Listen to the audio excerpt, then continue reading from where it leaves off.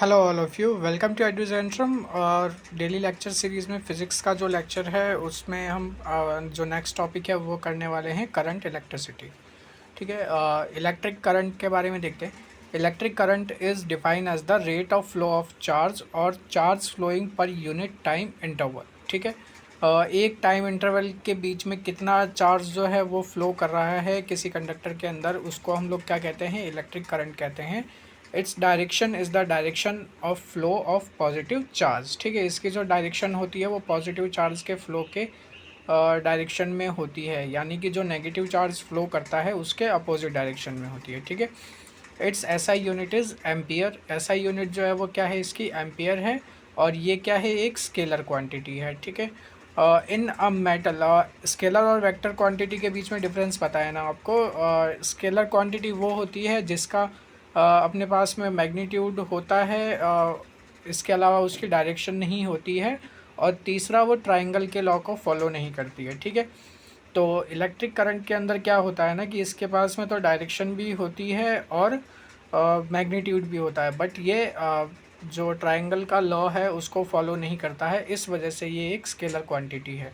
ठीक है, एग्जांपल लिखते हैं। In a metal wire electric current is set up due to flow of electrons. ठीक है, कोई भी मेटल वायर है उसमें इलेक्ट्रिक करंट क्यों होती है, फ्लो ऑफ इलेक्ट्रॉन्स की वजह से। A current of 1 ampere flowing through a conductor means 6.25 uh, into 10 raised to power 18 electrons are entering at the one end or leaving on the other end. ठीक है, मतलब ampere का क्या मतलब हो गया कि 6.25 into 10 raise to power 18 electrons जो है वो एक एंड से एंटर कर रहे हैं या फिर दूसरे एंड से एग्जिट कर रहे हैं। ठीक है, दूसरा टर्म है resistance. The opposition offered by a conductor to flow of electric current is called the resistance. ठीक है, कोई भी इलेक्ट्रिक करंट है उसको अपोज करने के लिए कंडक्टर के अंदर जो भी होता है उसको हम लोग क्या कहते हैं, रेजिस्टेंस कहते हैं। It arises due to collision of drifting electrons with the core ions. ठीक है, जो फ्लो ऑफ इलेक्ट्रॉन होता है ना वो आपस में कोलाइड करते हैं आयन से, इस वजह से जो है वो रेजिस्टेंस आता है। It is the its SI unit is ohm. Ohm क्या है, इसकी एसआई यूनिट है। ठीक है, अब देखते हैं ओम का नियम। ओम क्या है, एक साइंटिस्ट थे जिन्होंने करंट के बारे में स्टडीज़ करी थी, तो उससे रिलेटेड जो जो चीज़ें इन्होंने बताई है वो देखते हैं। ठीक है, सबसे पहले देखते हैं ओम लॉ। ठीक है, if physical quantity like temperature, intensity of light, etc. remain unchanged, then electric current flowing through a conductor is directly proportional to the potential difference across its end. ठीक है, कह रहा है कि अगर कोई वायर के अंदर टेम्परेचर कांस्टेंट है, लाइट कांस्टेंट है, ठीक है, इसकी जो फिज़िकल क्वांटिटीज़ है वो कांस्टेंट है। ठीक है, तो करंट जो फ्लो करेगा किसी भी इलेक्ट्रिक वायर के अंदर, उस वो एक एंड से दूसरे एंड के बीच में उसके पोटेंशियल डिफरेंस के जो है वो प्रोपोर्शनल होगा। ठीक है, एग्जांपल देखते हैं। If we is the potential difference across the end of the conductor and I is the current through, then according to Ohm law V is directly proportional to I और V is equal to R I।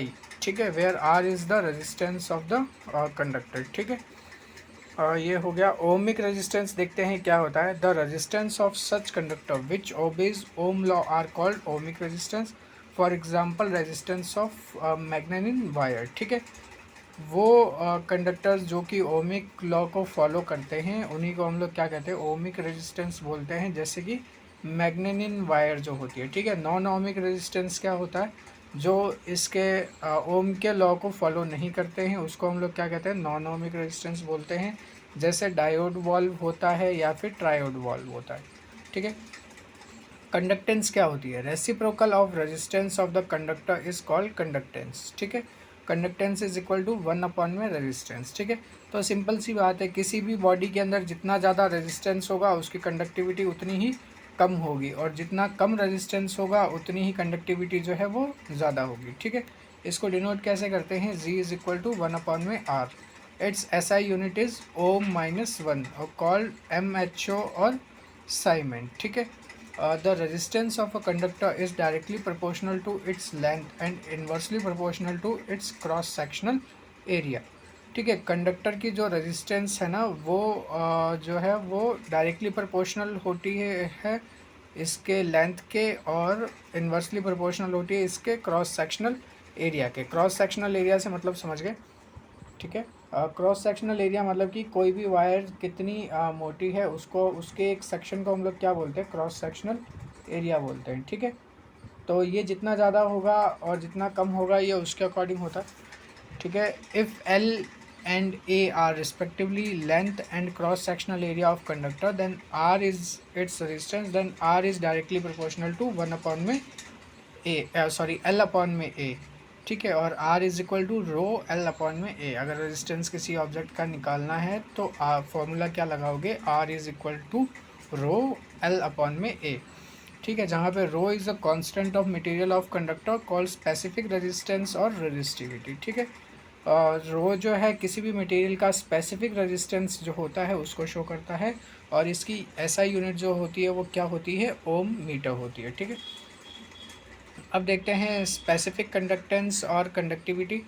The reciprocal of resistivity of a conductor is called its conductivity, ठीक है। कोई भी register का जो reciprocal है वो क्या कहलाता है, उसका कंडक्टिविटी कहलाता है। It's SI unit is MHO, मोह अपॉन में m, और या फिर साइमन अंडर अपॉन मीटर, ठीक है, SM-1, ठीक है। जनरल क्या है, general metals are good conductor, ठीक है। मेटल्स जो होते हैं वो अच्छे कंडक्टर होते हैं। Silver has the maximum conductivity, silver की जो है वो मैक्सिमम कंडक्टिविटी होती है। बट ग्रेफाइट दो a non metal is also a good conductor, ठीक है। पर जो ग्रेफाइट जो होता है ना वो एक नॉन मेटल होता है, बट वो भी एक बहुत अच्छा कंडक्टर होता है। The conductivity of super conductor is infinite, ठीक है। और सुपर कंडक्टर की जो कंडक्टिविटी होती है वो कितनी होती है, वो इनफाइनाइट होती है, ठीक है। अब अगर आपको रेजिस्टेंस निकालना है, ठीक है, तो रेजिस्टेंस देखो दो तरह से निकाला जाता है। कोई भी ऑब्जेक्ट हैं कनेक्शंस, तो सीरीज़ और पैरेलल आपको पता होगा कि ये मान लीजिए ये रेजिस्टेंस R1 हो गया, ठीक है, ये रेजिस्टेंस R2 हो गया, ये हो गया, ठीक है। तो ये फर्स्ट हो गया, ये सेकंड हो गया, और ये थर्ड हो गया, ठीक है। तो अब इसके अंदर से अगर आप देखोगे तो ये कौन सा कनेक्शन है, ये बता सकता है कोई कौन सा कनेक्शन, मतलब ये मैं बता देता हूँ, ठीक है। ये जो है वो सीरीज़ का कनेक्शन है, ठीक है।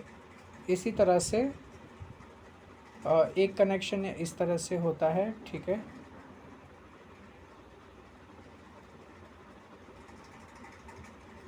ठीक है, तो यहाँ पे ये R हो गया और ये R2 हो गया, ठीक है।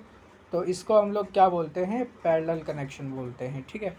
तो इन दोनों के बीच में जो डिफरेंस होता है, अगर रेजिस्टेंस अपन को निकालना हो किस में ज़्यादा रेजिस्टेंस होगा किस में कम रेजिस्टेंस होगा, तो उसके लिए जो फॉर्मूला है, अगर जो सीरीज़ कॉम्बिनेशन है तो जितने भी रेजिस्टेंस मैंने आपको शो किए तो R1 R2 इन सभी को जोड़ दो, ठीक है। और अगर पैरेलल में कनेक्शन किया हुआ है तो फॉर्मूला हो जाएगा आपका 1 अपॉन में R is equal to 1 upon में R1 प्लस 1 अपॉन R2, इस तरह से, ठीक है।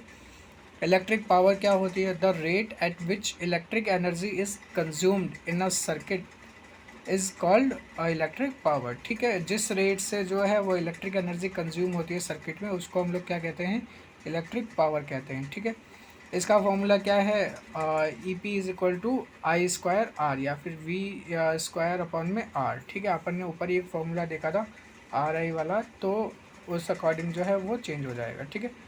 किलोवाट आवर क्या होते हैं, it is the unit of energy and is equal to the energy consumed into a circuit at the rate of 1 kilowatt for 1 hour, ठीक है। किसी सर्किट में एक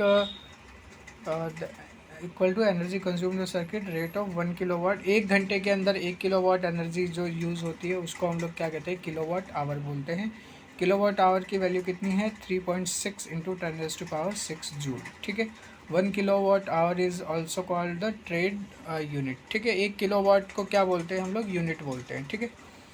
अब जो नेक्स्ट है वो देखते हैं volt meter. Volt meter is a device use to measure the potential difference between 2 points in a circuit, it's connected into the parallel to the circuit, ठीक है। वोल्ट मीटर क्या होता है, कोई भी दो सर्किट हैं उनके बीच का पोटेंशियल डिफरेंस पॉइंट ए और पॉइंट बी के बीच में जो है वो चेक करने के काम आता है, ठीक है। समझा देता हूँ किस तरह से यूज़ में लेते हैं। मान लीजिए कि ये एक सर्किट है, ठीक है। तो इसका पॉइंट ए और इसका पॉइंट बी, ये इन दोनों से अगर आप जोड़ोगे तो आपको जो है वो पोटेंशियल डिफरेंस शो कर देगा, ठीक है, वोल्ट मीटर। इलेक्ट्रिक फ्यूज़ क्या है? Electric fuse is a protective device used in series with the electric appliances to save the, ठीक है। इलेक्ट्रिक फ्यूज़ आपको पता है नॉर्मली क्या होता है, बना हुआ किससे होता है? कॉपर से बना हुआ होता है, टिन से होता है और लेड से होता है, ठीक है। ये एक अलॉय होता है। और प्योर जो फ्यूज़ होता है ना, वो किससे मिलके बना हुआ होता है? टिन से होता है। वर्किंग प्रिंसिपल क्या होता है? हीटिंग के ऊपर काम करता है, लो मेल्टिंग पॉइंट होता है इसका, और हाई रेजिस्टेंस होता है, ठीक है। इस चीज़ को ध्यान रखना, ठीक है, क्योंकि जैसे ही टेम्परेचर बढ़ेगा तो वायर का टेम्परेचर जैसे ही ज़्यादा होगा वो मेल्ट हो जाएगी और जो कनेक्शन है वो ब्रेक हो जाएगा, ठीक है। गैल्वेनोमीटर क्या होता है? Galvanometer is a device use to detect measure small electric current in a circuit, ठीक है। मतलब किसी भी सर्किट के अंदर जो है वो एकदम स्मॉल इलेक्ट्रिक करंट को चेक करने के काम आता है गैल्वेनोमीटर, ठीक है। और शंट क्या होता है? Shunt is a wire of very small resistance. A galvanometer can be converted into a meter by connecting a shunt parallel to it, ठीक है। अगर शंट को पैरेलली ऐड कर दोगे तो जो है वो मीटर के अंदर कन्वर्ट हो जाएगी, ठीक है। Galvanometer can be converted into the volt meter by connecting a wire of high resistance in its series, ठीक है। गैल्वेनोमीटर को जो है वो आप वोल्ट मीटर में भी कन्वर्ट कर सकते हो हाई रेजिस्टेंस वायर का यूज़ करके, ठीक है। अभी देखते हैं electromagnetic induction. Whenever there is a change in to the magnetic flux link in to the circuit and EMF is induced in to the circuit, ठीक है। जब किसी भी सर्किट के अंदर जो है वो इलेक्ट्रोमैग्नेटिक फ्लक्स में चेंज आता है तो इलेक्ट्रोमैग्नेटिक फोर्स जो है वो आता है, ठीक है। This phenomena is called the electromagnetic field induction, ठीक है। EMF is developed called induced EMF और the current is so generated is called the induced current. The direction of the current is determined with the help of Fleming's right hand rule of Lenz law, ठीक है। बहुत simple सी बात है। आपने last lecture में भी मैंने आपको बताया था कि इलेक्ट्रिक फील्ड क्या होता है, तो इसी को ही वो इलेक्ट्रोमैग्नेटिक फील्ड भी कहा जाता है, ठीक है। इलेक्ट्रोमैग्नेटिक फील्ड की डायरेक्शन किस तरह से होगी तो उसको हम लोग फ्लेमिंग के राइट हैंड रूल से जो है वो चेक करते हैं, ठीक है। ट्रांसफार्मर देखते हैं। Transformer is a device which convert low voltage AC into high voltage AC, ठीक है। AC यहाँ पे एयर कंडीशनर की बात नहीं हो रही है, अल्टरनेटिव करंट की बात हो रही है, ठीक है। लो वोल्टेज अल्टरनेटिव करंट को क्या करता है? हाई वोल्टेज करंट में चेंज करता है, और सेम चीज़ जो है वो हाई वोल्टेज को लो वोल्टेज में भी कन्वर्ट कर सकता है, ठीक है। It is based on the electromagnetic induction, ये EMI के ऊपर ही काम करता है, and can be used only in cases of the alternative current, ठीक है। और ये अल्टरनेटिव करंट के केस में ही यूज़ किया जा सकता है, ठीक है। और ट्रांसफार्मर हो गया। AC डायनेमो या जनरेटर क्या होता है? तो जनरेटर जो होता है वो मैकेनिकल एनर्जी को इलेक्ट्रिकल एनर्जी में कन्वर्ट करता है, ठीक है। और ये भी जो है वो इलेक्ट्रोमैग्नेटिक इंडक्शन के कॉन्सेप्ट पे ही काम करता है।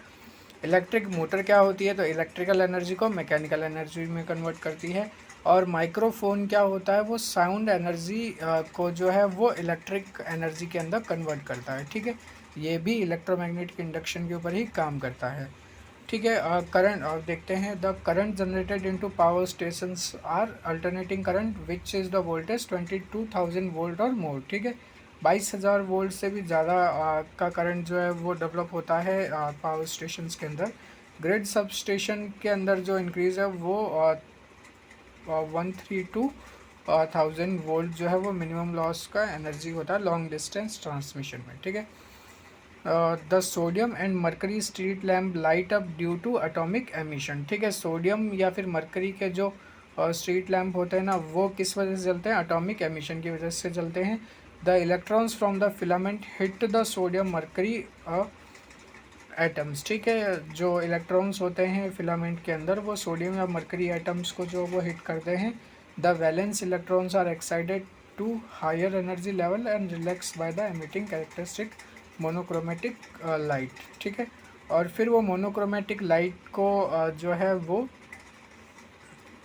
एमिट करते हैं। तो सीधी सी बात है, इस चीज़ को ध्यान रखो कि एटॉमिक एमिशन की वजह से स्ट्रीट लैम्प लाइट देते हैं और ये मोनोक्रोमेटिक लाइट देते हैं, ठीक है। The purpose of the choke coil in fluorescent tube is produce high voltage to ionize the gas into the tube required for the high current to the flow of the filament. ठीक है, tubelight के अंदर देखते हो एक चोक लगी हुई होती है, उसको चोक कॉइल बोलते हैं। काम क्या करती है, जो वोल्टेज होता है उसको बहुत हाई वोल्टेज में कन्वर्ट करती है, जिसकी वजह से जो है वो इसके अंदर ट्यूब में जो गैस भरी हुई होती है वो आयोनाइज हो जाती है और वो करंट को मतलब लाइट को शो करती है। ठीक है, तो ये आपका जो चैप्टर है वो कंप्लीट हो गया, करंट इलेक्ट्रिसिटी। अब फिज़िक्स में आपका सिर्फ एक ही लेक्चर बच रहा है, वो है लाइट। ठीक है, तो वो बड़ा चैप्टर है काफ़ी, तो 2 लेक्चर के अंदर मैं कल की डेट में वो करवा दूँगा। और अभी आपके एग्ज़ाम पास में है, तो जो आपके वीक सब्जेक्ट्स हैं उनको रिवाइज़ करते रहिए और पढ़ते रहिए। और लेक्चर अगर हमारे अच्छे लगते हैं आपको तो लाइक, शेयर और सब्सक्राइब कीजिए। और थैंक यू।